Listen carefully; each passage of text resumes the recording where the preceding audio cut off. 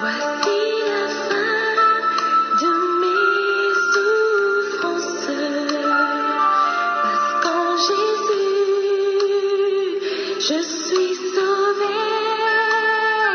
J'ai la victoire sur tout ce monde. Un jour j'irai près du Seigneur. Voici la fin de mes souffrances, parce qu'en Jésus, je suis sauvée.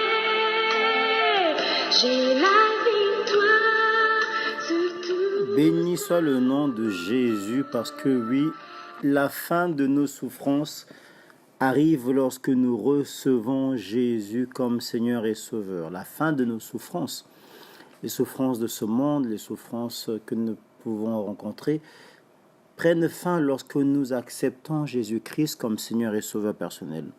Dans ce chant, la sœur dit « J'irai là-haut ». Oui, elle ira là-bas. Maintenant, je souhaiterais te poser une question. Es-tu sûr que toi, tu iras là-bas? Es-tu sûr que tu verras le Seigneur tel qu'il est?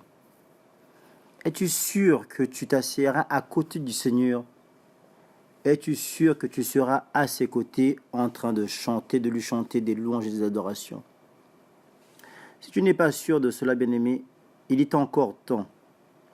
Il est encore possible de faire marche en arrière. Il est encore possible de revenir vers le Seigneur. Tu n'es pas encore allé trop loin. Peu importe le lieu où tu te trouves, la main du Seigneur est grande pour t'atteindre. Elle est puissante pour te sauver. Bien-aimé, ce ne sont pas tous les gens qui ont accepté Jésus-Christ comme Seigneur et Sauveur qui iront au ciel. On se trompe seulement, mais on ne peut pas tromper Dieu. Nous pouvons tromper les hommes, mais Dieu, on ne le trompe pas. Tu crois en Jésus? Oui. Les démons aussi croient en Jésus. Tu crois au Seigneur? Oui. Satan aussi croit que Jésus est Seigneur.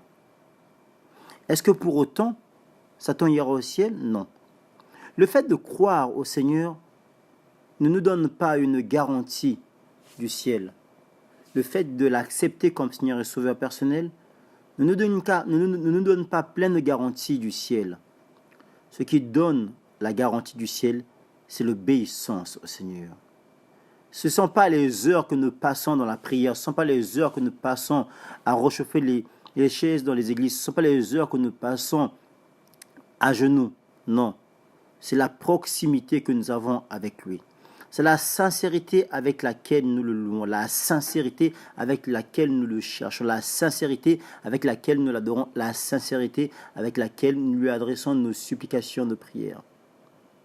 Plus nous sommes proches du Seigneur, plus nous pouvons dire que oui, nous serons au ciel.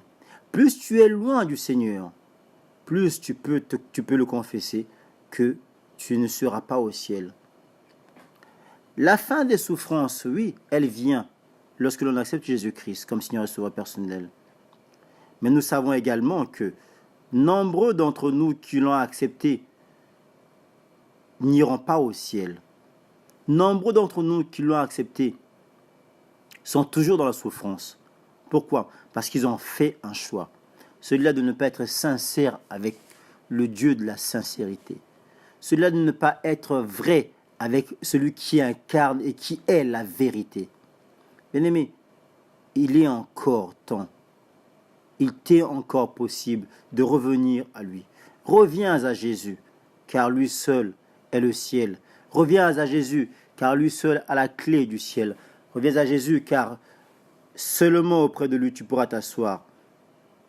Et seulement auprès de lui tu pourras dire, oui Seigneur, je suis avec toi.